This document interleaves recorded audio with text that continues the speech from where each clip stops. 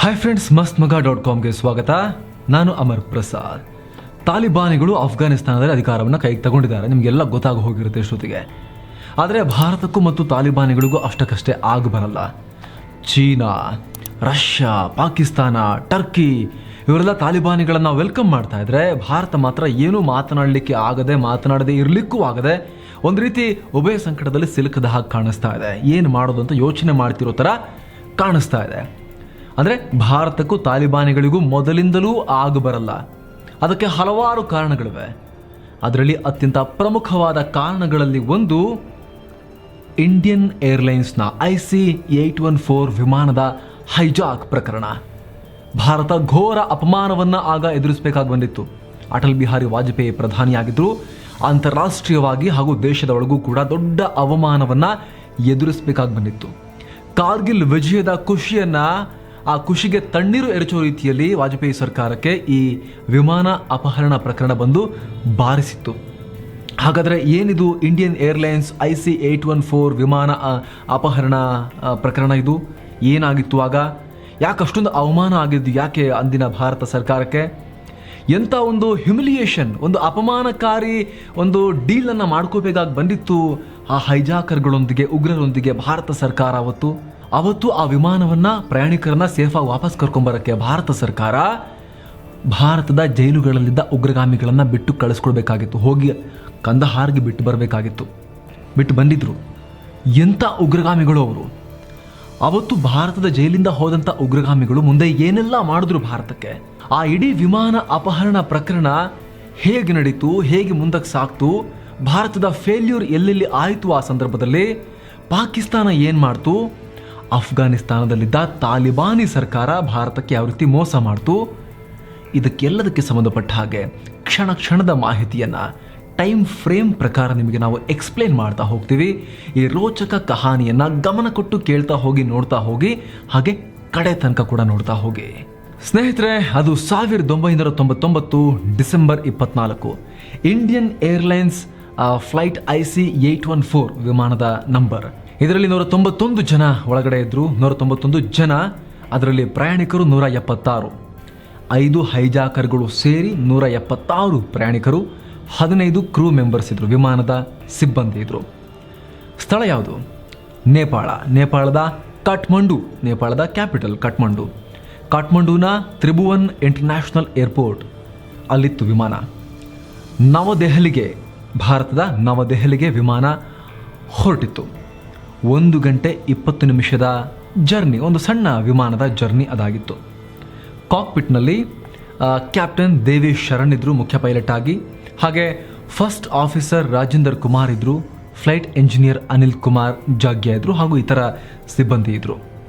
ವಿಮಾನ take off ಆಯಿತು, ಹಾರೋಕೆ ಶುರು ಮಾಡ್ತು. ಯಾರೂ ಅಂದ್ಕೊಂಡಿರಲಿಲ್ಲ ಇದೊಂದು ಕರಾಳ ದಿನ ಆಗುತ್ತೆ, ನಮಗೆ ಅತ್ಯಂತ ಕರಾಳ ಜರ್ನಿ ಆಗುತ್ತೆ ಅನ್ನೋದನ್ನು ಯಾರು ಕೂಡ ಇನ್ನೂ ಊಹೆ ಮಾಡಿರಲಿಲ್ಲ. ಯಾರಿಗೂ ಕೂಡ ಅದರ ಅರಿವಿರಲಿಲ್ಲ. ಆರಾಮಾಗಿ ವಿಮಾನ ಟೇಕ್ ಆಫ್ ಆಯಿತು, ಹಾರೋಕೆ ಶುರು ಮಾಡ್ತು. ಒಳಗೆ ಸ್ನ್ಯಾಕ್ಸ್, ಡ್ರಿಂಕ್ಸ್ ಎಲ್ಲ ಕೊಡೋಕೆ ಶುರು ಮಾಡಿದ್ರು ಗಗನ ಸಖಿಯರು. ಎಲ್ಲ ಆರಾಮಾಗಿ ನಡೀತಾ ಇತ್ತು. ಹೊಸ ವರ್ಷ ಬೇರೆ ಹತ್ತಿರದಲ್ಲಿತ್ತು. ಡೇಟ್ ಹೇಳಿದ್ವಲ್ಲ, 1999 ಡಿಸೆಂಬರ್ 24 ಅಂತ. ಹೊಸ ವರ್ಷಕ್ಕೆ 1 ವಾರ ಮಾತ್ರ ಇತ್ತು, ಕೇವಲ 1 ವಾರ. ಕೇವಲ ಹೊಸ ವರ್ಷಕ್ಕೆ ಮಾತ್ರ ಅಲ್ಲ, ಹೊಸ ಸಹಸ್ರಮಾನ ಶುರುವಾಗ್ತಾ ಇತ್ತು, ಹೊಸ ಶತಮಾನ ಶುರುವಾಗ್ತಾ ಇತ್ತು. 1999 ಡಿಸೆಂಬರ್ 24.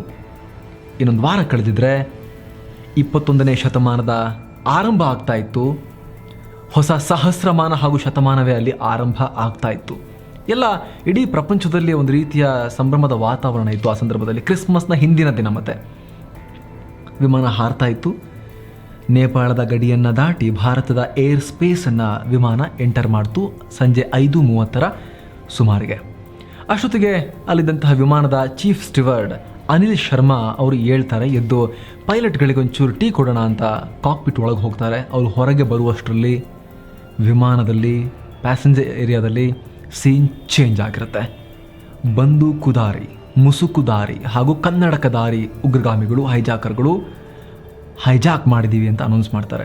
ಮುಂದಿನ ಕ್ಷಣವೇ ಕಾಕ್ಪಿಟ್ ಒಳಗೆ ಎಂಟರ್ ಆಗುವಂತಹ ಹೈಜಾಕರ್ಗಳು ಏನು ಹೇಳ್ತಾರೆ ಅಂದರೆ, ಪೈಲಟ್ಗೆ ವೆಸ್ಟ್ ಕಡೆಗೆ ತಿರುಗಿಸಿ, ಪಶ್ಚಿಮದ ಕಡೆಗೆ ವಿಮಾನವನ್ನು ತಿರುಗಿಸಿ ಅಂತ ಹೇಳ್ತಾರೆ. ಅವಾಗೊಂದು ಸಣ್ಣ ಸಂಕೇತ ಸಿಗುತ್ತೆ ಪೈಲಟ್ಗೆ, ಪಶ್ಚಿಮದ ಕಡೆ ತಿರುಗಿಸಿ ಅಂತ ಹೇಳಿದ್ರೆ ಈ ಪುಣ್ಯಾತ್ಮ ಈ ದೂರ್ತ ವ್ಯಕ್ತಿ ವಿಮಾನವನ್ನು ಪಾಕಿಸ್ತಾನ ಕಡೆಗೆ ತಿರುಗಿಸೋಕೆ ಹೇಳ್ತಾ ಇದ್ದಾನೆ ಅಂತ ಒಂದು ಸಣ್ಣ ಅಂದಾಜು ಸಿಗುತ್ತೆ. ಆದರೂ ಕೂಡ ಆ ಕಡೆ ಯಾಕೆ ಅಂತ ಕೇಳ್ತಾರೆ. ಆಗ ನಿನಗೆ ಯಾಕದೆಲ್ಲ ಹೇಳ್ದಷ್ಟು ಮಾಡುವಂಥ ಧಮಕಿ ಹಾಕ್ತಾರೆ, ಬೆದರಿಕೆ ಹಾಕ್ತಾರೆ, ಬಂದೂಕನ್ನು ತೋರಿಸಿ. ಒಬ್ಬ ಹೈಜಾಕರ್ ಆ ರೀತಿ ಬೆದರಿಕೆಯನ್ನು ಹಾಕ್ತಾನೆ. ಉಳಿದಂಥ 4 ಪ್ಯಾಸೆಂಜರ್ಗಳ ಏರಿಯಾದಲ್ಲೇ ಇರ್ತಾರೆ. ಅಲ್ಲಿ ಅವರು ಕೂಡ ಬಂದೂಕನ್ನು ತೋರಿಸಿ ನಿಮ್ಮ ಕೈಲಿರೋ ಆಹಾರವನ್ನು ಬಿಸಾಕಿ ಎಲ್ಲರೂ ಕೂಡ ಕೈ ಕಟ್ಟಿ ಕುತ್ಕೊಳ್ಳಿ ಅಂಥೇಳಿ ಬೆದರಿಕೆಯನ್ನು ಹಾಕ್ತಾರೆ. ಯಾರು ಕೂಡ ಮೂವ್ ಆಗೋ ಹಾಗಿಲ್ಲ ಅಂತ ಬೆದರಿಕೆಯನ್ನು ಹಾಕ್ತಾರೆ. ಆಗ ಕಾಕ್ಪಿಟ್ನಲ್ಲಿದ್ದಂಥ ಹೈಜಾಕರ್ ಬಹಿರಂಗಪಡಿಸ್ತಾನೆ ತನ್ನ ಇಂಟೆನ್ಷನನ್ನು, ಉದ್ದೇಶವನ್ನು. ವೆಸ್ಟ್ಗೆ ಅಂದರೆ ಪಶ್ಚಿಮಕ್ಕಂದರೆ ಪಾಕಿಸ್ತಾನದ ಲಾಹೋರ್ಗೆ ಹೋಗಿ ಲ್ಯಾಂಡ್ ಮಾಡಬೇಕು, ಸದ್ಯಕ್ಕೆ ನೀನು ಅಲ್ಲಿಗೆ ಹೋಗು ಅಂಥೇಳಿ ಪೈಲಟ್ಗೆ ಬೆದರಿಕೆಯನ್ನು ಹಾಕ್ತಾನೆ. ಆಗ ಕ್ಯಾಪ್ಟನ್ ದೇವಿ ಶರಣ್ ಅವರು ಕನ್ವಿನ್ಸ್ ಮಾಡೋ ಪ್ರಯತ್ನವನ್ನು ಮಾಡ್ತಾರೆ.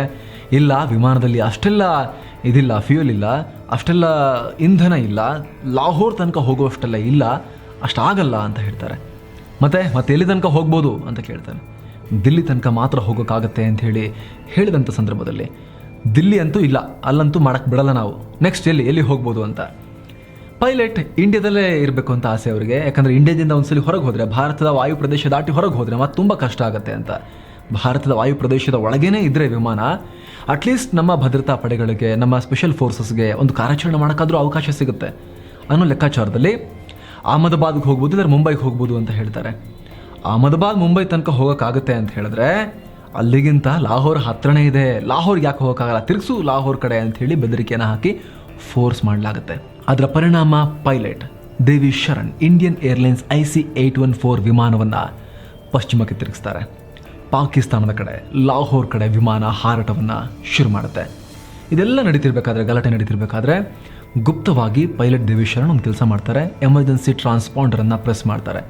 ಇದರ ಪರಿಣಾಮ ಇಂಡಿಯನ್ ATCಗೆ, ಏರ್ ಟ್ರಾಫಿಕ್ ಕಂಟ್ರೋಲರ್ಗೆ ಈ ವಿಮಾನ ಹೈಜಾಕ್ ಆಗಿದೆ ಅನ್ನುವಂತಹ ವಿಚಾರ ಸ್ಪಷ್ಟವಾಗುತ್ತೆ. ಯಾಕಂದರೆ ಅಷ್ಟರಲ್ಲಾಗಲೇ ಅದು ಡೈವರ್ಷನ್ ಕೂಡ ತಗೊಂಡಿರುತ್ತಲ್ಲ, ಗೊತ್ತಾಗುತ್ತೆ ಈ ವಿಮಾನ ಹೈಜಾಕ್ ಆಗಿದೆ ಅಂತ.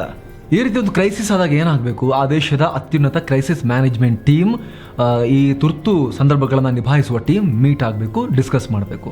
ಆದರೆ ಅಂದಿನ ವಾಜಪೇಯಿ ಸರ್ಕಾರದಲ್ಲಿದ್ದ ಕ್ರೈಸಿಸ್ ಮ್ಯಾನೇಜ್ಮೆಂಟ್ ಟೀಮ್ ಮೀಟೇ ಆಗಲ್ಲ. ಆ ಕ್ಷಣಕ್ಕಿನ್ನೂ ಕೂಡ ಮೀಟೇ ಆಗಲ್ಲ. ಇದು ಕ್ಯಾಬಿನೆಟ್ ಸೆಕ್ರೆಟರಿ ಪ್ರಭಾತ್ ಕುಮಾರ್ ಅವರ ನೇತೃತ್ವದ ಕ್ರೈಸಿಸ್ ಮ್ಯಾನೇಜ್ಮೆಂಟ್ ಟೀಮ್. ಅವರು ಮೀಟಾಗಿ ತುರ್ತಾಗಿ ಏನು ಇತ್ತಂತ ಚರ್ಚೆ ಮಾಡಬೇಕಾಗಿತ್ತು. ಆದರೆ ಹಲವು ಗಂಟೆಗಳ ಕಾಲ ಅವರು ಮೀಟೇ ಆಗಲ್ಲ. ಅಷ್ಟು ಮಾತ್ರ ಅಲ್ಲ, ಭಾರತದ ಆಂತರಿಕ ಗುಪ್ತಚರ ಸಂಸ್ಥೆ IB ಇಂಟೆಲಿಜೆನ್ಸ್ ಬ್ಯೂರೋ ಹಾಗೂ ಬಾಹ್ಯ ಎಕ್ಸ್ಟರ್ನಲ್ ಇಂಟೆಲಿಜೆನ್ಸ್ ಏಜೆನ್ಸಿ ನಮ್ಮದು R&AW ರಾ ರಿಸರ್ಚ್ ಆ್ಯಂಡ್ ಅನಾಲಿಸಿಸ್ ವಿಂಗ್, ಈ 2 ಏಜೆನ್ಸಿಗಳಿಗೂ ಕೂಡ ಯಾವುದೇ ಮಾಹಿತಿಯನ್ನು ಕೊಡೋದಿಲ್ಲ. ಆ್ಯಕ್ಚುಲಿ ಇವ್ರಿಗೆ ಮುಂಚೆ ಇನ್ಫಾರ್ಮೇಷನ್ ಇರಬೇಕು, ಇಂಟೆಲಿಜೆನ್ಸ್ ಬ್ಯೂರೋದವರಿಗೆ, ರಾದವರಿಗೆ. ಹೋಗಲಿ, ಸಿಕ್ಕಿಲ್ಲ, ಘಟನೆ ಆಯಿತು, ಆವಾಗಲೂ ಕೂಡ ಇವರಿಗೆ ಮಾಹಿತಿ ತಲುಪಿರೋದಿಲ್ಲ. ಆಗ ಪ್ರಧಾನಮಂತ್ರಿಯಾಗಿದ್ದ ಅಟಲ್ ಬಿಹಾರಿ ವಾಜಪೇಯಿಯವರಿಗೆ ಘಟನೆ ಬಗ್ಗೆ ಗೊತ್ತಾಗೋದು 7 ಗಂಟೆಗೆ, ಸಂಜೆ 7 ಗಂಟೆಗೆ. ಅಂದರೆ ಅಪಹರಣ ಆಗಿ ಗಂಟೆಗಳ ಬಳಿಕ ಪ್ರಧಾನಿಗೆ ಮಾಹಿತಿಯನ್ನು ಕೊಡಲಾಗುತ್ತೆ. ಪ್ರಧಾನಿಯನ್ನು ಕೂಡ ಅಧಿಕಾರಿಗಳು ಕತ್ತಲಲ್ಲಿ ಇಟ್ಟಿರ್ತಾರೆ. ಇದಕ್ಕೆ ಸಂಬಂಧಪಟ್ಟ ಹಾಗೆ ರೋಚಕ ಕಥೆಗಳಿವೆ, ಅದನ್ನು ಕಡೆಯಲ್ಲಿ ಹೇಳ್ತೀವಿ. ಯಾಕೆ ಇಷ್ಟೊಂದು ಡಿಲೇ ಆಯಿತು ಭಾರತದಲ್ಲಿ ರೆಸ್ಪಾನ್ಸ್ ಅನ್ನೋದಕ್ಕೆ ಸಂಬಂಧಪಟ್ಟ ಹಾಗೆ ಒಂದು ಇಂಟ್ರೆಸ್ಟಿಂಗ್ ಒಳ ಮಾಹಿತಿ ಅನ್ನೋಕ್ಕಿಂತ ಹೆಚ್ಚಾಗಿ ಒಂದಷ್ಟು ಇಂಟ್ರೆಸ್ಟಿಂಗ್ ಸಂಗತಿಗಳಿವೆ. ಅದನ್ನು ನಿಮಗೆ ಈ ವರದಿಯಲ್ಲಿ ಮುಂದೆ ಹೋಗ್ತಾ ನಾವು ಎಕ್ಸ್ಪ್ಲೇನ್ ಮಾಡ್ತಾ ಹೋಗ್ತೀವಿ. ಉಗ್ರರು ಅಥವಾ ಈ ಹೈಜಾಕರ್ಗಳ ಅಣತಿಯಂತೆ ಪೈಲಟ್ ದೇವಿ ಶರಣ್ ಇಂಡಿಯನ್ ಏರ್ಲೈನ್ಸ್ನ ಈ ವಿಮಾನವನ್ನು ಪಾಕಿಸ್ತಾನದ ವಾಯು ಪ್ರದೇಶಕ್ಕೆ ತಗೊಂಡು ಹೋಗ್ತಾರೆ. ಲಾಹೋರ್ ಆಕಾಶಕ್ಕೆ, ಲಾಹೋರ್ ಸ್ಕೈಸಲ್ಲಿ ವಿಮಾನ ಹಾರ್ತಾ ಇರುತ್ತೆ. ಪಾಕಿಸ್ತಾನದ ಲಾಹೋರ್ ATCಗೆ ಕೇಳ್ತಾರೆ, ನಮಗೆ ಲ್ಯಾಂಡ್ ಆಗೋಕ್ಕೆ ಪರ್ಮಿಷನ್ ಕೊಡಿ, ನಮ್ಮ ಹತ್ರ ಫ್ಯೂಲ್ ಇಲ್ಲ ಅಂತ.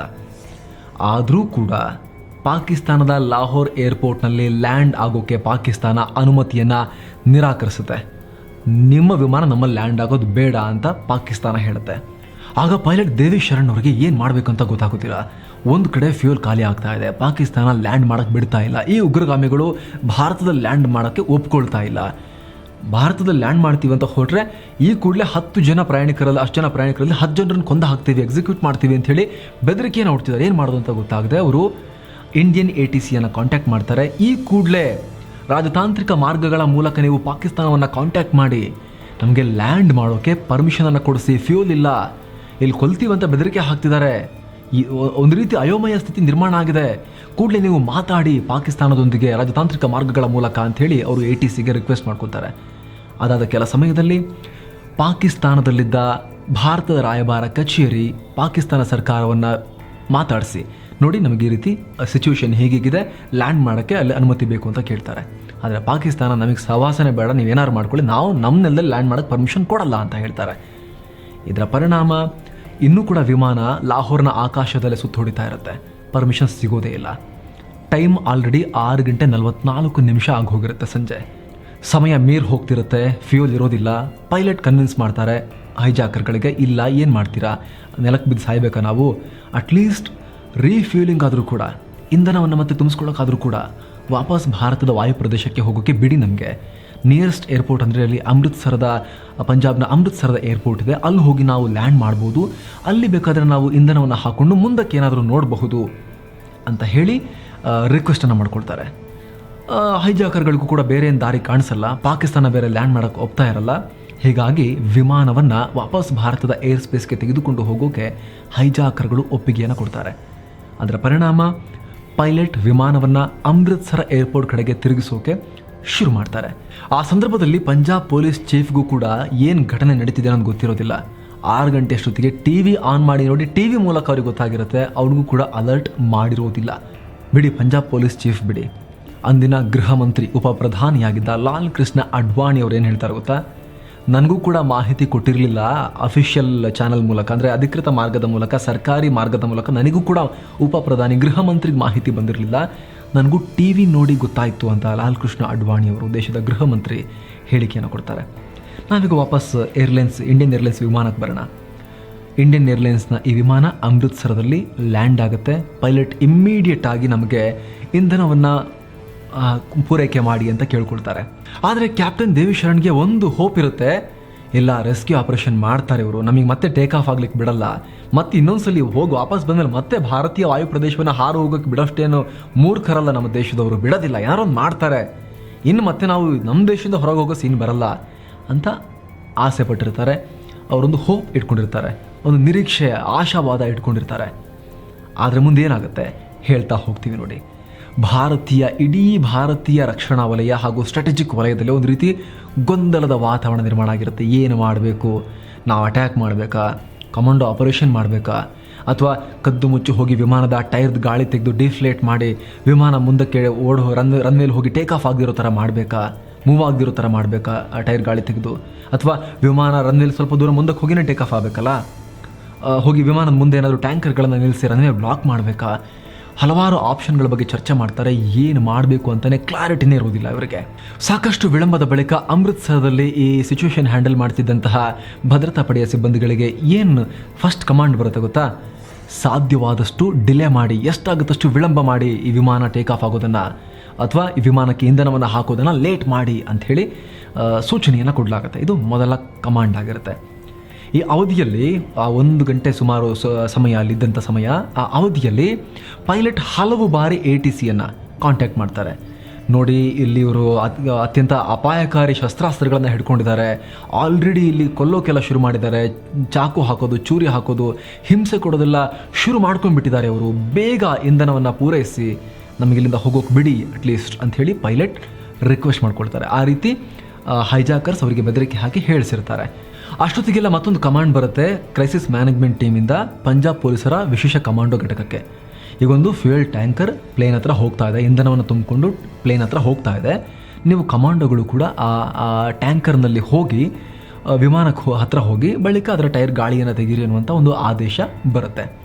ಆದರೆ ಆ ಟ್ಯಾಂಕರ್ ಇನ್ನು ಹೋಗ್ತಾ ಇರುತ್ತೆ, ವಿಮಾನದ ಕಡೆಗೆ ಆ ಟ್ಯಾಂಕರ್ ಹೋಗ್ತಾ ಇರುತ್ತೆ, ವಿಮಾನಕ್ಕೆ ಹತ್ತತ್ರ ಬರ್ತಾ ಇರುತ್ತೆ, ಅಷ್ಟರಲ್ಲೇ ಮತ್ತೆ ಆದೇಶ ಬರುತ್ತೆ, ನೋ ನಿಂತ್ಕೊಳ್ಳಿ, ಹೋಗಬೇಡಿ, ಮುಂದಕ್ಕೆ ಹೋಗಬೇಡಿ, ಅಲ್ಲೇ ನಿಂತ್ಕೊಳ್ಳಿ ಅಂಥೇಳಿ ಆದೇಶ ಬರುತ್ತೆ. ಇದರ ಪರಿಣಾಮ ವಿಮಾನಕ್ಕಿಂತ ಸ್ವಲ್ಪ ದೂರದಲ್ಲಿ ರನ್ವೇ ಮೇಲೆ ಫ್ಯೂಯಲ್ ಇಂಧನ ತುಂಬಿದ್ದ ಟ್ಯಾಂಕರ್ ಮತ್ತು ಅದರೊಳಗಿದ್ದಂತಹ ಪಂಜಾಬ್ ಪೊಲೀಸರ ವಿಶೇಷ ಕಮಾಂಡೋ ಪಡೆ ಅವರೆಲ್ಲರೂ ಕೂಡ ಅಲ್ಲೇ ನಿಂತ್ಕೊತಾರೆ. ಪ್ಲೇನ್ಗಿಂತ ಸ್ವಲ್ಪ ದೂರದಲ್ಲಿ ರನ್ವೇನಲ್ಲಿ ಅಲ್ಲೇ ನಿಂತ್ಕೊಳ್ತಾರೆ. ಇದನ್ನು ನೋಡಿದಂತಹ ಹೈಜಾಕರ್ಗಳಿಗೆ ಅವ್ರು ಕಾಣಿಸ್ತಿರುತ್ತೆ ಮುಂದೆ.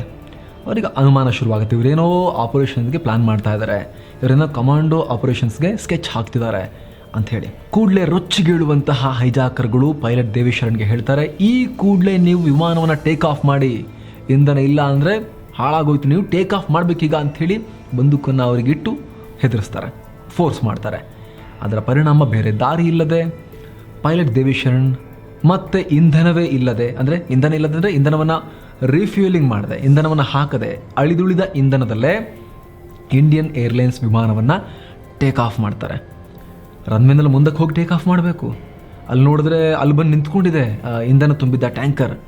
ಇವರು ಮುಂದಕ್ಕೆ ಹೋಗ್ತಾರೆ. ಇನ್ನೇನು ಟೇಕ್ ಆಫ್ ಆಗೋ ಟೈಮ್ನಲ್ಲಿ ಜಸ್ಟ್ ಮಿಸ್ ಆಗುತ್ತೆ ಆ ಟ್ಯಾಂಕರ್ಗೆ ವಿಮಾನ ಹೊಡೆಯೋದು. ಸ್ವಲ್ಪ ಹೆಚ್ಚು ಕಮ್ಮಿ ಆಗಿದ್ರು ಸೀನೆ ಬೇರೆ ಆಗಿರ್ತಾ ಇತ್ತು. ಆ ಇಂಡಿಯನ್ ಏರ್ಲೈನ್ಸ್ ವಿಮಾನ ಆ ಇಂಧನ ತುಂಬಿದ್ದ ಟ್ಯಾಂಕರ್ಗೆ ಡಿಕ್ಕಿ ಹೊಡೆದು ಅಲ್ಲೇ ಸ್ಫೋಟ ಆಗ್ತಾ ಇತ್ತು. ಜಸ್ಟ್ ಮಿಸ್, ಹತ್ತಿರದಲ್ಲೇ ಪಾಸ್ ಆಗಿ ವಿಮಾನ ಟೇಕ್ ಆಫ್ ಕಡೆಗೂ ಕೂಡ ಆಗುತ್ತೆ. ಆಗ ಸಮಯ ಸಂಜೆ 7:50 ಆಗಿರುತ್ತೆ. ಅಮೃತ್ಸರದಲ್ಲಿ ವಿಮಾನ ಟೇಕ್ ಆಫ್ ಆಗಿ ಆಕಾಶಕ್ಕೆ ಏರ್ತಾ ಇದ್ದ ಹಾಗೆ ವಾಹನಗಳ ಸಾಲೊಂದು ಏರ್ಪೋರ್ಟ್ ಹತ್ರ ಬರುತ್ತೆ. ಅದರಲ್ಲಿ ಯಾರು ಇರ್ತಾರೆ ಗೊತ್ತಾ? NSG ಕಮಾಂಡೋಗಳಿರ್ತಾರೆ, ನ್ಯಾಷನಲ್ ಸೆಕ್ಯೂರಿಟಿ ಗಾರ್ಡ್ಸ್ ಇರ್ತಾರೆ.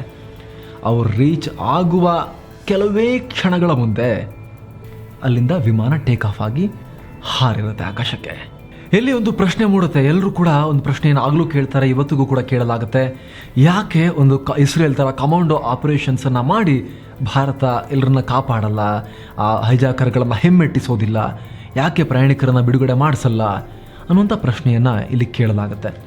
ಇದಕ್ಕೆ ಸಂಬಂಧಪಟ್ಟ ಹಾಗೆ ಸಾಕಷ್ಟು ಥಿಯರಿಗಳಿವೆ. ಅದರಲ್ಲಿ ಒಂದು ಪ್ರಮುಖವಾಗಿರೋ ಥಿಯರಿ ಏನು ಅಂದರೆ, ಆ ವಿಮಾನದಲ್ಲಿ ರಾ ಅಧಿಕಾರಿ, ರಿಸರ್ಚ್ ಆ್ಯಂಡ್ ಅನಾಲಿಸಿಸ್ ವಿಂಗ್ನ ಅಧಿಕಾರಿ ಶಶಿಭೂಷಣ್ ಸಿಂಗ್ ತೋಮರ್ ಕೂಡ ಇರ್ತಾರೆ. ಇವ್ರು ಯಾರು ಅಂದರೆ ಸೋನಿಯಾ ತೋಮರ್ ಅವರ ಹಸ್ಬೆಂಡ್. ಏನಿದು, ಇವ್ರ ಬಗ್ಗೆ ಯಾಕೆ ಹೇಳ್ತಾ ಇದ್ದೀವಿ ನಾವು? ಈ ಶಶಿಭೂಷಣ್ ಸಿಂಗ್ ತೋಮರ್ ಯಾರು ಅಂದರೆ NK ಸಿಂಗ್ ಅವರ ಬಾಮ ಇದೆ. ಇವರಿಬ್ಬರು NK ಸಿಂಗ್ ಮತ್ತು ಶಶಿಭೂಷಣ್ ಸಿಂಗ್. ರಾ ಅಧಿಕಾರಿ ಶಶಿಭೂಷಣ್ ಸಿಂಗ್ ವಿಮಾನದಲ್ಲಿರ್ತಾರೆ. ಇವರು ಮತ್ತು NK ಸಿಂಗ್ ಬಾಮ ಇದ್ದ. ಈ NK ಸಿಂಗ್ ಅಂದಿನ ಪ್ರಧಾನಿ ಅಟಲ್ ಬಿಹಾರಿ ವಾಜಪೇಯಿಯವರ ಸೆಕ್ರೆಟರಿ ಆಗಿರ್ತಾರೆ ಆ ಸಂದರ್ಭದಲ್ಲಿ. ಇದರ ಪರಿಣಾಮ ಕಾರ್ಯಾಚರಣೆ ಆಗಿ ವಿಮಾನದ ಒಳಗೆ ಏನಾದರೂ ಹೆಚ್ಚು ಕಮ್ಮಿಯಾಗಿ ಹೈಜಾಕರ್ಗಳು ಗುಂಡು ಹಾರಿಸಿ ಅವರು ಪ್ರಾಣ ಏನಾದರೂ ಹೋಗಿಬಿಟ್ರೆ ಅನ್ನೋ ಕಾರಣಕ್ಕಾಗಿ ಈ NK ಸಿಂಗ್ಗೆ ಈ ಕಮಾಂಡೋ ಆಪರೇಷನ್ಸ್ ಆಗದಂತೆ ತಡಿತಾರೆ ತಮ್ಮ ಪ್ರಭಾವ ಬಳಸಿ ಅನ್ನುವಂತಹ ಆರೋಪಗಳನ್ನು ಕೂಡ ಮಾಡಲಾಗುತ್ತೆ. ಇನ್ನೊಂಚೂರು ಹಿಂದೆ ಹೋದರೆ ಇನ್ನೂ ಇಂಟ್ರೆಸ್ಟಿಂಗ್ ಸಂಗತಿ ಇದೆ. ಈ ರಾ ಅಧಿಕಾರಿ ಶಶಿಭೂಷಣ್ ಸಿಂಗ್ ಇವರು ಕೂಡ ಕಾಠ್ಮಂಡುಲಿದ್ದರು. ಭಾರತದ ಅಕ್ಕಪಕ್ಕದ ದೇಶಗಳಲ್ಲಿ ರಾ ತುಂಬ ದೊಡ್ಡ ಪ್ರಮಾಣದಲ್ಲಿ ತನ್ನ ಉಪಸ್ಥಿತಿಯನ್ನು ಹೊಂದಿದೆ. ಕಾಠ್ಮಂಡುನಲ್ಲಿ ಈ ಶಶಿಭೂಷಣ್ ಸಿಂಗ್ ಕೂಡ ಇದ್ದರು.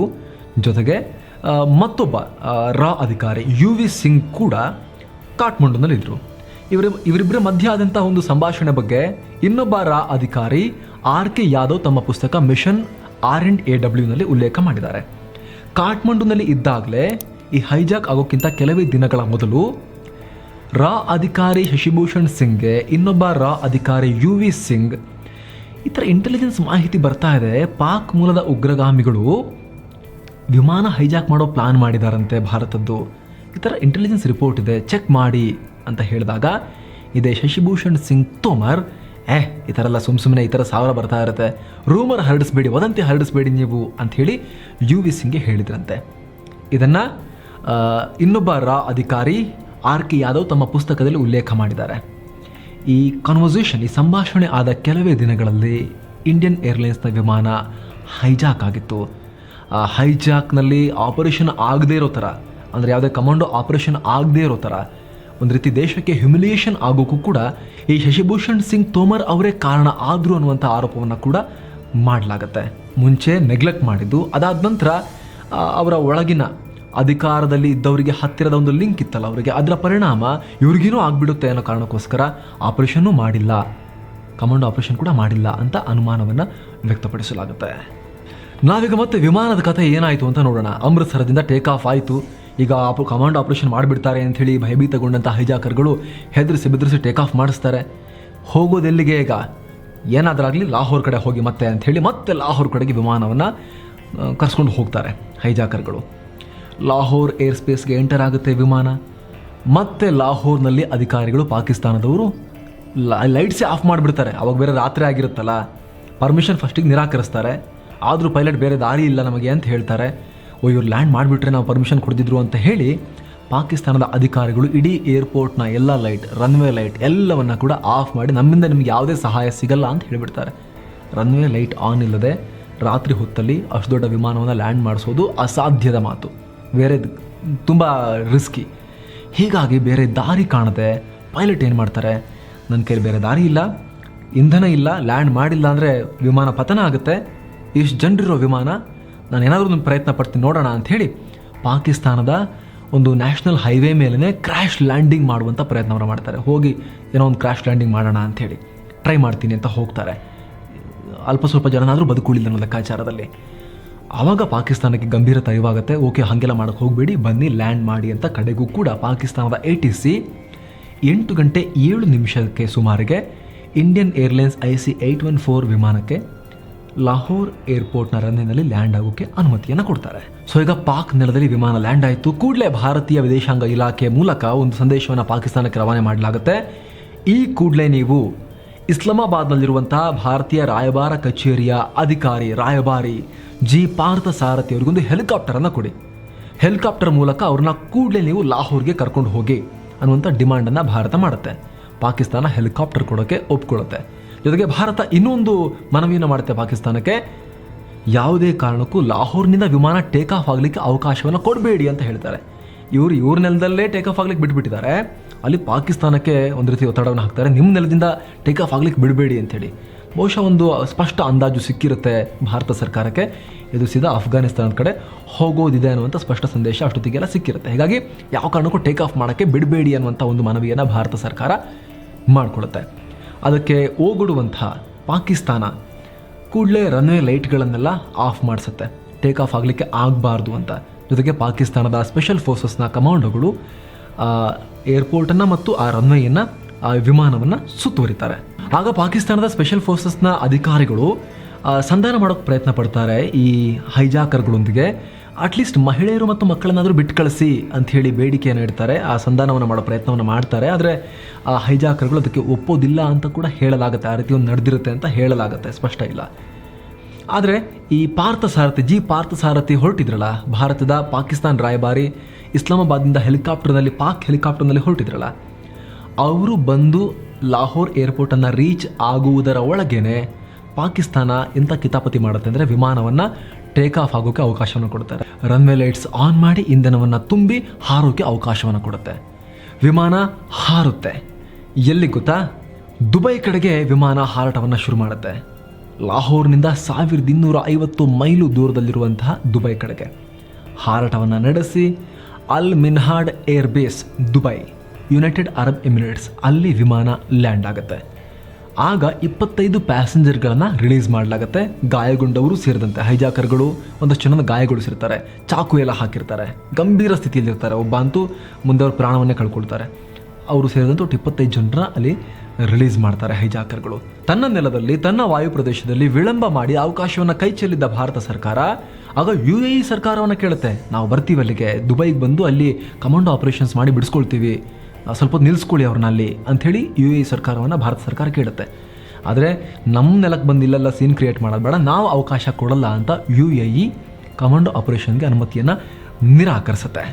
ಸೊ ದುಬೈನಿಂದ ಟೇಕ್ ಆಫ್ ಆಗುವಂಥ ವಿಮಾನ ಈಗ ಅಫ್ಘಾನಿಸ್ತಾನದ ಕಡೆಗೆ ಸಾಗುತ್ತೆ. ಪರ್ಷಿಯನ್ ಗಲ್ಫ್ ದಾಟಿ ಅಫ್ಘಾನಿಸ್ತಾನದ ಕಡೆಗೆ ಪ್ರಯಾಣವನ್ನು ಮಾಡುತ್ತೆ. ಅಫ್ಘಾನಿಸ್ತಾನದಲ್ಲಿ ಎಲ್ಲಿ ಹೋಗುತ್ತೆ? ಕಾಬೂಲ್ಗೆ ಹೋಗಲ್ಲ. ಅಂದು ಅಫ್ಘಾನಿಸ್ತಾನದಲ್ಲಿ ಅಧಿಕಾರದಲ್ಲಿದ್ದ ತಾಲಿಬಾನಿಗಳ ಕ್ಯಾಪಿಟಲ್ ಆಗಿದ್ದಂತಹ ಕಂದಹಾರ್ ಕಡೆಗೆ ವಿಮಾನವನ್ನು ತಿರುಗಿಸಲಾಗುತ್ತೆ. ಕಂದಹಾರ್ಗೆ ಹೋಗಿ ವಿಮಾನ ಲ್ಯಾಂಡ್ ಆಗುತ್ತೆ. ಆಗ ಅಧಿಕಾರದಲ್ಲಿದ್ದಂತಹ ತಾಲಿಬಾನ್, ನಾವು ಮಧ್ಯಸ್ಥಿಕೆ ವಹಿಸ್ತೀವಿ, ಬೇಕಾದರೆ ಭಾರತ ಸರ್ಕಾರ ಮತ್ತು ಹೈಜಾಕರ್ಗಳ ಮಧ್ಯೆ ಏನು ಡಿಮಾಂಡ್ ಅಂತ ಬೇಕಾದ್ರೆ ನಿಮಗೆ ಕೇಳಿ ಹೇಳ್ತೀವಿ ಅಂತ ಮಧ್ಯಸ್ಥಿಕೆ ಮಾಡೋಕ್ಕೆ ಮುಂದೆ ಬರುತ್ತೆ. ಭಾರತಕ್ಕೆ ಧರ್ಮ ಸಂಕಟ. ಆಗ ಅಲ್ಲಿ ತನಕ ತಾಲಿಬಾನಿ ಸರ್ಕಾರವನ್ನು ಭಾರತ ಸರ್ಕಾರ ರೆಕಗ್ನೈಸ್ ಕೂಡ ಮಾಡಿರೋದಿಲ್ಲ. ಅದೊಂದು ಅಧಿಕೃತ ದೇಶ, ಅದರ ಪ್ರತಿನಿಧಿಗಳು ತಾಲಿಬಾನಿಗಳು ಅಂತ ಗುರುತಿಸಿರೋದೇ ಇಲ್ಲ ಭಾರತ. ಅವರ ಮೀಡಿಯೇಟ್ ಮಾಡೋಕ್ಕೆ ಮುಂದೆ ಬರ್ತಾರೆ, ನಾವು ಮೀಡಿಯೇಟ್ ಮಾಡ್ತೀವಿ ಅಂತ, ಮಧ್ಯಸ್ಥಿಕೆ ವಹಿಸ್ತೀವಿ ಅಂತ. ಆಗ ಬೇರೆ ದಾರಿ ಇಲ್ಲದೇ ಒಪ್ಕೊಳ್ಬೇಕಾಗತ್ತೆ. ಆದರೂ ಕೂಡ ತಾಲಿಬಾನ್ ಸರ್ಕಾರದೊಂದಿಗೆ ಯಾವುದೇ ರೀತಿ ಸಂಪರ್ಕವನ್ನು ಭಾರತ ಹೊಂದಿರೋದಿಲ್ಲಲ್ಲ ಅಲ್ಲಿ ತನಕ. ತುಂಬ ದೊಡ್ಡ ಕಮ್ಯುನಿಕೇಷನ್ ಗ್ಯಾಪನ್ನು ತಾಲಿಬಾನ್ಗಳೊಂದಿಗೆ ಭಾರತ ಎದುರಿಸಬೇಕಾಗತ್ತೆ. ಯಾಕಂದರೆ ಆಲ್ರೆಡಿ ಆಗಲೇ ಹೇಳಿದ ಹಾಗೆ ನಾವು ಅಂತಾರಾಷ್ಟ್ರೀಯವಾಗಿ ಅದರ ರಾಜತಾಂತ್ರಿಕ ಸಂಬಂಧವನ್ನೇ ತಾಲಿಬಾನ್ ಸರ್ಕಾರದೊಂದಿಗೆ ಭಾರತ ಸರ್ಕಾರ ಹೊಂದಿರೋದೇ ಇಲ್ಲ. ಹೊಸದಾಗೆಲ್ಲ ಅಲ್ಲಿ ಕಾಂಟ್ಯಾಕ್ಟನ್ನು ಏರ್ಪಡಿಸಬೇಕಾಗಿರುತ್ತೆ, ಭಾಳ ಕಷ್ಟ ಆಗುತ್ತೆ. ಅಷ್ಟೊತ್ತಿಗೆಲ್ಲ ತಾಲಿಬಾನಿ ಫೈಟರ್ಗಳು ಇಂಡಿಯನ್ ಏರ್ಲೈನ್ಸ್ ವಿಮಾನವನ್ನು ಕವರ್ ಮಾಡ್ಕೊಂಡಿದ್ರು. ಅಲ್ಲಿ ರನ್ವೇನಲ್ಲಿ ಫುಲ್ ಸರೌಂಡ್ ಆಗಿದ್ರು. ಯಾಕೆ ಸರೌಂಡ್ ಆದರು ಅನ್ನೋದಕ್ಕೆ ಸಂಬಂಧಪಟ್ಟ ಹಾಗೆ 2 ಥಿಯರಿಯನ್ನು ಮುಂದಿಡಲಾಗುತ್ತೆ. ಒಂದು, ಭಾರತ ಸರ್ಕಾರ ಯಾವುದೇ ರೀತಿಯಲ್ಲೂ ಕೂಡ ಕಮಾಂಡೋ ಆಪರೇಷನ್ ಮಾಡಬಾರ್ದು ಅಂಥೇಳಿ ಈ ರೀತಿ ಅಲ್ಲಿ ಹೊರಗಡೆ ತಾಲಿಬಾನಿ ಫೈಟರ್ಗಳನ್ನು ತಾಲಿಬಾನಿಗಳು ನಿಯೋಜನೆ ಮಾಡಿದ್ರು ಅಂತ ಭಾರತದ ನಂಬಿಕೆ. ಆದರೆ ತಾಲಿಬಾನಿಗಳು ಏನು ಹೇಳಿದ್ರು ಅಂತ ಹೇಳಿದ್ರೆ, ಆ ಥರ ಎಲ್ಲ ಅಲ್ಲ, ಒಳಗಿರೋ ಹೈಜಾಕರ್ಗಳು ಪ್ರಯಾಣಿಕರನ್ನು ಕೊಲ್ಲಬಾರ್ದು ಅಂತ ನಾವು ನಿಯೋಜನೆ ಮಾಡಿದ್ವಿ ನಮ್ಮ ಫೈಟರ್ಗಳನ್ನು ಅಂತ ತಾಲಿಬಾನ್ ಹೇಳಿತು. ಆದರೆ ಅಂದು ಅಜಿತ್ ದೋವಲ್ ಅವರು ಕೂಡ ಹೋಗಿದ್ರಲ್ಲ ಈ ಉಗ್ರಗಾಮಿಗಳನ್ನು ಕರ್ಕೊಂಡಲ್ಲಿ ಬಿಟ್ಟು ನಮ್ಮವ್ರನ್ನ ಬಿಡಿಸ್ಕೊಂಬರೋಕ್ಕೆ. ಆ ಸಂದರ್ಭದಲ್ಲಿ ಅಜಿತ್ ದೋವಲ್ ಅವರು ಕೂಡ ಹೋಗಿದ್ರು.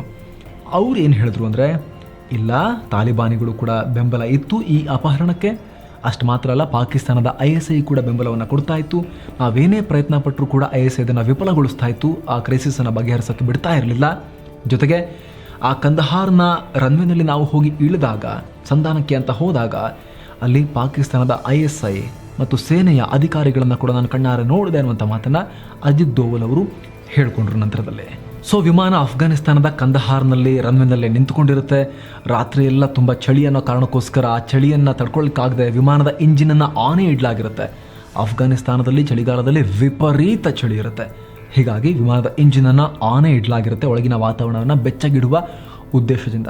ನಂತರ ಡಿಸೆಂಬರ್ 25-26ನೇ ತಾರೀಕು ಮತ್ತೆರಡು ದಿನ ಕಳೆದು ಹೋಗುತ್ತೆ. ಭಾರತದಲ್ಲಿ ಡಿಸ್ಕಷನ್ ಆಂತರಿಕವಾಗಿ ಹಲವು ಹಂತಗಳಲ್ಲಿ ಚರ್ಚೆ ನಡೀತಾ ಇರುತ್ತೆ. ಏನು ಮಾಡೋದು, ನೆಗೋಷಿಯೇಷನ್ಗೆ ಹೋದಾಗ, ಈ ಸಂಧಾನಕ್ಕೆ ಹೋದಾಗ, ಮಧ್ಯಸ್ಥಿಕೆಗೆ ಹೋದಾಗ ಏನೆಲ್ಲ ವಿಚಾರಗಳನ್ನು ಮಂಡಿಸಬೇಕು, ಎಷ್ಟಕ್ಕೆ ಒಪ್ಕೋಬೇಕು, ಎಷ್ಟಕ್ಕೆ ಒಪ್ಕೋಬಾರ್ದು ಅಂತೆಲ್ಲ ಚರ್ಚೆ ನಡೀತಾ ಇರುತ್ತೆ. ಆದರೆ ಆ ಕಡೆಗೆ ವಿಮಾನದ ಒಳಗೆ ಕೂತಿದ್ದಂಥ ಪ್ಯಾಸೆಂಜರ್ಗಳು ಮಾತ್ರ ಏನಾದರೂ ಒಂದು ಡಿಸಿಷನ್ ತಗೊಳ್ತಾರೆ, ನಮ್ಮನ್ನು ಬೇಗ ಕರ್ಕೊಂಡು ಹೋಗ್ತಾರೆ ಅಂತ ಬಹಳ ಆಸೆಯಿಂದ ಕಾಯ್ತಾನೆ ಇರ್ತಾರೆ. ಅವರಿಗೆ ಸರಿಯಾದ ಟೈಮಿಗೆ ತಕ್ಕಂತೆ ಆಹಾರ ಕೂಡ ಕೊಡ್ತಾ ಇರಲ್ಲ, ಸರಿಯಾದಂತಹ ಶೌಚಾಲಯದ ವ್ಯವಸ್ಥೆ ಕೂಡ ಇರೋದಿಲ್ಲ, ಅಷ್ಟು ಜನಕ್ಕೆ ಬೇಕಾದಷ್ಟು ನೈರ್ಮಲ್ಯದ ವ್ಯವಸ್ಥೆ ಕೂಡ ಅಲ್ಲಿ ಇರೋದಿಲ್ಲ. ಬಹಳ ಕಷ್ಟದ ಪರಿಸ್ಥಿತಿಯಲ್ಲಿ ಇರ್ತಾರೆ. ಕುಡಿಯೋಕ್ಕೆ ಅನ್ನ ನೀರು ಕೂಡ ಕೊರತೆ ಆಗುವಂಥ ಸಿಚುವೇಶನ್ ವಿಮಾನದ ಒಳಗಿದ್ದಂತಹ ಪ್ರಯಾಣಿಕರಿಗೆ ಇರುತ್ತೆ. ಒಂದು ಮಾತ್ರ ಇತ್ತು, ಅದೇನು ಗೊತ್ತಾ, ಈ ಹೈಜಾಕರ್ಗಳು ವಿಮಾನದಲ್ಲಿ ಅನೌನ್ಸ್ಮೆಂಟ್ ಮಾಡೋಕ್ಕೆ ಬಳಸ್ತಾರಲ್ಲ, ಆ ಸ್ಪೀಕರ್ಗಳ ಮೂಲಕ ಇಸ್ಲಾಮಿಕ್ ಧಾರ್ಮಿಕ ಬೋಧನೆಗಳನ್ನು ಪ್ರಯಾಣಿಕರಿಗೆ ಮಾಡ್ತಾ ಇದ್ರು ಅಂತ ಮುಂದೆ ಬಿಡುಗಡೆಯಾಗಿ ಬಂದ ನಂತರ ಕೆಲವು ಪ್ರಯಾಣಿಕರು ತಮ್ಮ ಅನುಭವಗಳನ್ನು ಹೇಳ್ಕೊಂಡಿದ್ದಾರೆ. ಈ ರೀತಿ ಭಾರತದಲ್ಲಿ ಮುಂದೇನು ಅಂತ ಚರ್ಚೆ ನಡೀತಾ ಇದ್ದಾಗಲೇ ಇಂಡಿಯನ್ ಏರ್ಲೈನ್ಸ್ ಒಂದು ವಿಶೇಷ ವಿಮಾನವನ್ನು ಅರೇಂಜ್ ಮಾಡುತ್ತೆ. ದುಬೈನಲ್ಲಿ 20ಕ್ಕೂ ಅಧಿಕ ಮಂದಿಯನ್ನು ರಿಲೀಸ್ ಮಾಡಿರ್ತಾರಲ್ಲ, ಅದರಲ್ಲಿ ಒಬ್ಬ ವ್ಯಕ್ತಿ ಪ್ರಾಣವನ್ನು ಕಳ್ಕೊಂಡಿರ್ತಾರೆ. ಅವ್ರನ್ನೆಲ್ಲ ವಾಪಸ್ ಭಾರತಕ್ಕೆ ಕರ್ಕೊಂಬರೋಕ್ಕೆ ಒಂದು ವಿಶೇಷ ವಿಮಾನವನ್ನು ಇಂಡಿಯನ್ ಏರ್ಲೈನ್ಸ್ ಅರೇಂಜ್ ಮಾಡುತ್ತೆ.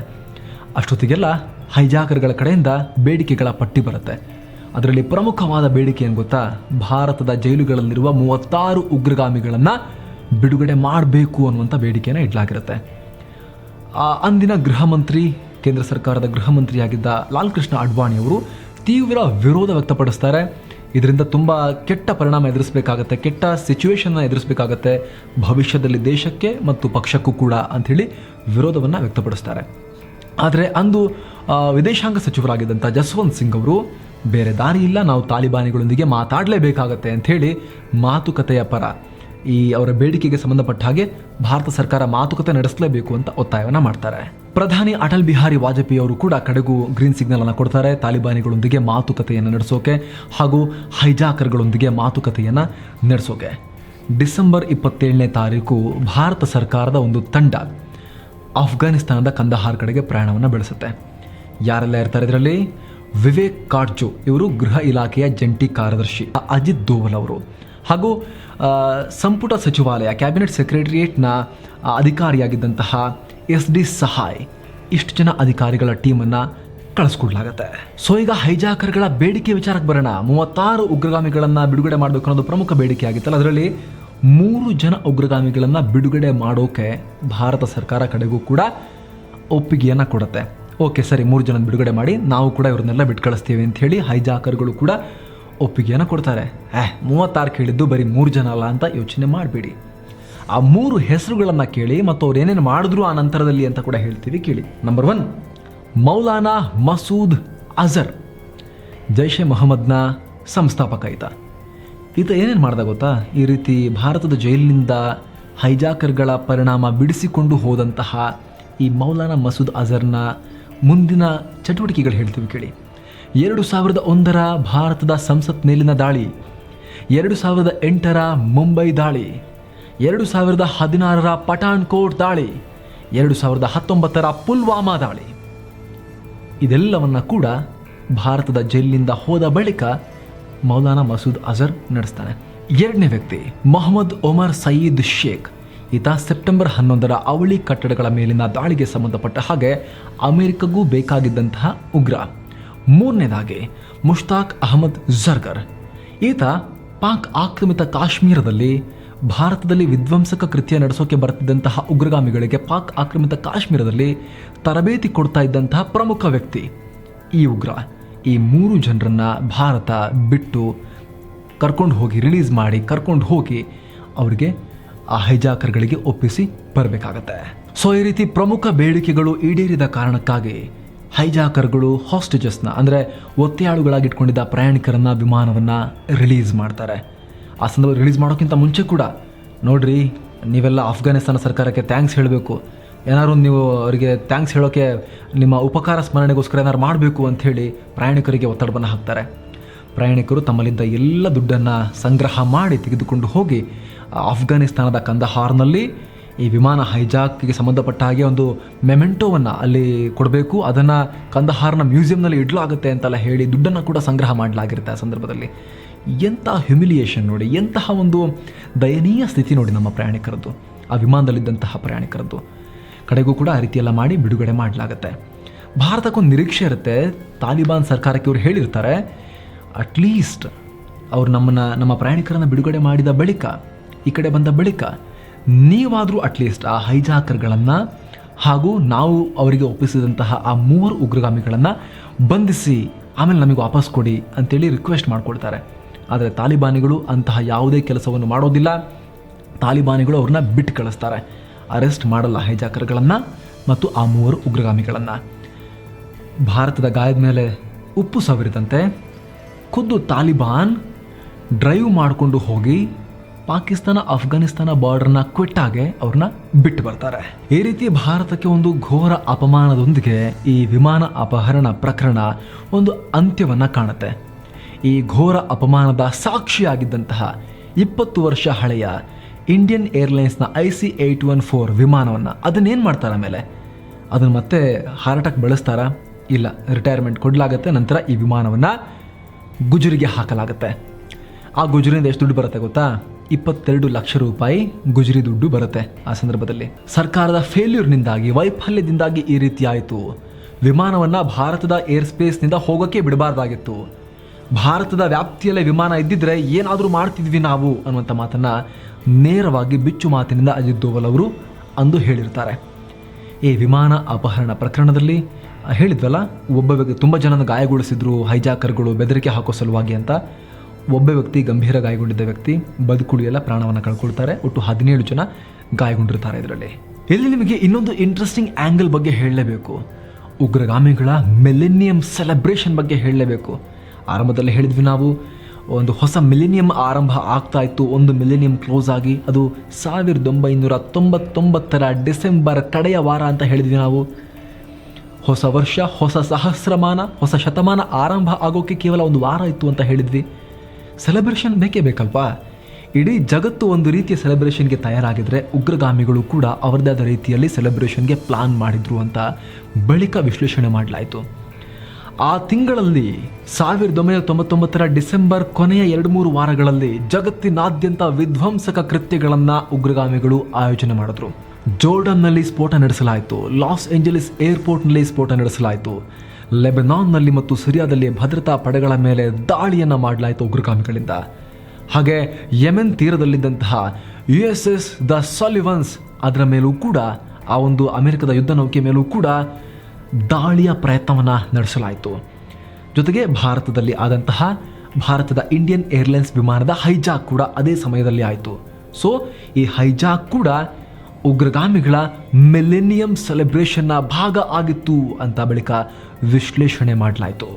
ಈ ಜಗತ್ತಿನಾದ್ಯಂತ ಇರೋ ಉಗ್ರಗಾಮಿಗಳಿಗಿರೋ ಈ ಒಗ್ಗಟ್ಟು ಜಗತ್ತಿನಾದ್ಯಂತ ಇರೋ ಸರ್ಕಾರಗಳಿಗೆ, ಭದ್ರತಾ ಏಜೆನ್ಸಿಗಳಿಗೂ ಇದ್ಬಿಟ್ಟಿದ್ರೆ, ಇವರು ಇದೇ ರೀತಿ ವರ್ಷಕ್ಕೊಂದ್ಸಲ 10 ವರ್ಷಕ್ಕೊಂದ್ಸಲ ಇವ್ರದೇ ಆದ ರೀತಿಯಲ್ಲಿ ಸೆಲೆಬ್ರೇಷನ್ಗಳನ್ನು ಮಾಡಿ ಈ ಉಗ್ರಗಾಮಿಗಳನ್ನು ತಟ್ಟಿ ಮಟ್ಟ ಹಾಕಿದ್ದಿದ್ರೆ ಅವರು ಈ ಮಿಲೆನಿಯಂ ಸೆಲೆಬ್ರೇಷನ್ ಅಂಥೇಳಿ ವಿಧ್ವಂಸಕ ಕೃತ್ಯಗಳಿಗೆ ಪ್ಲಾನ್ ಮಾಡೋಕ್ಕೆ ಆಗ್ತಿರ್ಲಿಲ್ವೇನೋ. ಆದರೆ ದೇಶಗಳ ಮಧ್ಯೆ, ದೇಶಗಳ ಸೆಕ್ಯೂರಿಟಿ ಏಜೆನ್ಸಿಗಳ ಮಧ್ಯೆ ನಾನಾ ರೀತಿಯ ಗ್ರೂಪಿಂಗ್ ಇದೆ. ಅಮೆರಿಕ ಮತ್ತು ಅದರ ಫ್ರೆಂಡ್ಸ್ ಒಂದು ಕಡೆ, ಚೀನಾ, ರಷ್ಯಾ ಮತ್ತು ಅದರ ಫ್ರೆಂಡ್ಸ್ ಒಂದು ಕಡೆ, ಈ ಪಾಕಿಸ್ತಾನ ಮತ್ತು ಇತ್ಯಾದಿ ದೇಶಗಳು ಒಂದು ಕಡೆ, ಈ ರೀತಿಯಲ್ಲ. ಅದರ ಪರಿಣಾಮನೇ ಉಗ್ರಗಾಮಿಗಳು ಪದೇ ಪದೇ ಈ ರೀತಿ ವಿಧ್ವಂಸಕ ಕೃತ್ಯಗಳನ್ನು, ಸಮಾಜಘಾತಕ ಕೆಲಸಗಳನ್ನು ಮಾಡೋದ್ರಲ್ಲಿ ಯಶಸ್ವಿ ಆಗ್ತಾನೆ ಇದ್ದಾರೆ. ಇಲ್ಲಿ ಕಟ್ಟ ಕಡೆಯದಾಗಿ ಇನ್ನೊಂದಷ್ಟು ಪ್ರಶ್ನೆಗಳು ನಿಮ್ಮ ಮನಸ್ಸಲ್ಲಿ ಉಳಿದಿರಬಹುದು. ಟಿಕೆಟ್ ಎಲ್ಲಿ ತಗೊಂಡ್ರು ಈ ಹೈಜಾಕರ್ಗಳು, ಟಿಕೆಟ್ ಇಲ್ಲದೆ ಒಳಗೆ ಬಂದ್ರ, ಟಿಕೆಟ್ ಇಟ್ಟು ತಗೊಂಡು ಬಂದ್ರ, ಅಥವಾ ಇವರಿಗೆ ಆ ಏರ್ಪೋರ್ಟ್ ಒಳಗೆ ಶಸ್ತ್ರಾಸ್ತ್ರಗಳನ್ನು ತಗೊಂಡು ವಿಮಾನವನ್ನು ಹತ್ತೋಕೆ ಈ ವ್ಯವಸ್ಥೆ ಮಾಡಿಕೊಟ್ಟವ್ರು ಯಾರು ಅನ್ನುವಂಥ ಪ್ರಶ್ನೆಗಳೆಲ್ಲ ನಿಮಗೆ ಮೂಡಬಹುದು. ಇದಕ್ಕೆ ಸಂಬಂಧಪಟ್ಟ ಹಾಗೂ ಕೂಡ ಸಾಕಷ್ಟು ತನಿಖೆಯ ಬಳಿಕ ಒಂದಷ್ಟು ಸಂಗತಿಗಳನ್ನು ಬೆಳಕಿಗೆ ತರಲಾಗಿದೆ. ಒಟ್ಟು 5 ಟಿಕೆಟ್ಗಳನ್ನು ಖರೀದಿ ಮಾಡಿದರು. ಟಿಕೆಟ್ ಇಲ್ಲದೆ ಬಂದು ಇವರೇನು ವಿಮಾನವನ್ನು ಏರಿರಲಿಲ್ಲ. ಉಗ್ರಗಾಮಿಗಳು, ಈ ಹೈಜಾಕರ್ಗಳು 5 ಟಿಕೆಟ್ಗಳನ್ನು ಪರ್ಚೇಸ್ ಮಾಡಿದರು. 2 ಫಸ್ಟ್ ಕ್ಲಾಸ್ ಟಿಕೆಟ್ಗಳನ್ನು ಅವರು ಡೈರೆಕ್ಟಾಗಿ ಪರ್ಚೇಸ್ ಮಾಡಿದರು. ಉಳಿದ 3 ಎಕಾನಮಿಕ್ ಕ್ಲಾಸ್ ಟಿಕೆಟ್ಗಳನ್ನು ಅವರೊಂದು ಟ್ರಾವೆಲ್ ಏಜೆನ್ಸಿ ಮೂಲಕ ಕಾಠ್ಮಂಡುನಲ್ಲಿ ಪರ್ಚೇಸ್ ಮಾಡಿದರು. ಜೊತೆಗೆ ಭಾರತದ ಇಂಟೆಲಿಜೆನ್ಸ್ ಏಜೆನ್ಸಿಯವರ ಪ್ರಕಾರ ಈ ಹೈಜಾಕರ್ಗಳು ಏರ್ಪೋರ್ಟ್ ಒಳಗೆ ಹೋಗೋದ್ರಲ್ಲಿ ಶಸ್ತ್ರಾಸ್ತ್ರಗಳನ್ನು ಹಿಡ್ಕೊಂಡು ವಿಮಾನವನ್ನು ಹತ್ತೋದ್ರಲ್ಲಿ ದಾವೂದ್ ಇಬ್ರಾಹಿಂ ಭೂಗತ ಪಾತಕಿ, ಸದ್ಯ ಪಾಕಿಸ್ತಾನದಲ್ಲಿ ಅಡಗಿರುವಂತಹ ಭೂಗತ ಪಾತಕಿ, ಭಾರತೀಯ ಮೂಲದ ಭೂಗತ ಪಾತಕಿ ದಾವೂದ್ ಇಬ್ರಾಹಿಂನ ಕೈವಾಡ ಇದೆ. ಆತನೇ ಎಲ್ಲ ಅರೇಂಜ್ಮೆಂಟ್ಸ್ ಪಾಕಿಸ್ತಾನದ ISIಯೊಂದಿಗೆ ಸೇರಿಕೊಂಡು ಮಾಡಿಸಿಕೊಟ್ಟ ಅನ್ನುವಂತಹ ಆರೋಪವನ್ನು, ಆ ರೀತಿಯ ಒಂದು ಆ್ಯಂಗಲನ್ನು ಭಾರತದ ಇಂಟೆಲಿಜೆನ್ಸ್ ಏಜೆನ್ಸಿಗಳು ಮುಂದಿನ ದಿನಗಳಲ್ಲಿ ಬಹಿರಂಗಪಡಿಸಿದ್ವು. ಸೊ ಫ್ರೆಂಡ್ಸ್, ಈಗ ತಾಲಿಬಾನಿಗಳ ಬಗ್ಗೆ ಭಾರತದಲ್ಲಿ ಹೆಂಗೆ ಚರ್ಚೆ ಆಗ್ತಿದೆಯೋ ಈ ರೀತಿ ಈ ಹಿಂದೆ ಚರ್ಚೆ ಆಗಿದ್ದು ಈ ಇಂಡಿಯನ್ ಏರ್ಲೈನ್ಸ್ ವಿಮಾನ ಹೈಜಾಕ್ ಆಗಿದ್ದಾಗ ತಾಲಿಬಾನಿ ಬಹಳ ದೊಡ್ಡ ಪ್ರಮಾಣದಲ್ಲಿ ಆಗಲೂ ಕೂಡ ಚರ್ಚೆಯಾಗಿತ್ತು. ಸೊ ಈ ಕಾರಣಕ್ಕಾಗಿ ಈ ಒಂದು ಅಧ್ಯಾಯವನ್ನು, ಈ ಒಂದು ಘಟನೆಯನ್ನು ಭಾರತದ ಇತಿಹಾಸದ ಅತ್ಯಂತ ಕರಾಳ ಅಧ್ಯಾಯಗಳಲ್ಲಿ ಒಂದು ಪುಟ ಅಂತ ಪರಿಗಣಿಸಲಾಗೋ ಈ ಘಟನೆಯನ್ನು, ಇಂಡಿಯನ್ ಏರ್ಲೈನ್ಸ್ IC-814 ವಿಮಾನದ ಹೈಜಾಕ್ ಪ್ರಕರಣವನ್ನು ಎಳೆಯಾಗಿ ನಿಮ್ಮ ಮುಂದೆ ಬಿಚ್ಚಿಡುವಂಥ ಪ್ರಯತ್ನವನ್ನು ನಾವು ಮಾಡಿದ್ದೀವಿ. Thank you so much. ಈ ವರದಿ ಇಷ್ಟ ಆಗಿದ್ದರೆ ಲೈಕ್ ಮಾಡಿ, ನಿಮ್ಮ ಅಭಿಪ್ರಾಯವನ್ನು ಕಾಮೆಂಟ್ ಮಾಡಿ ತಿಳಿಸಿ. ಮತ್ತೆ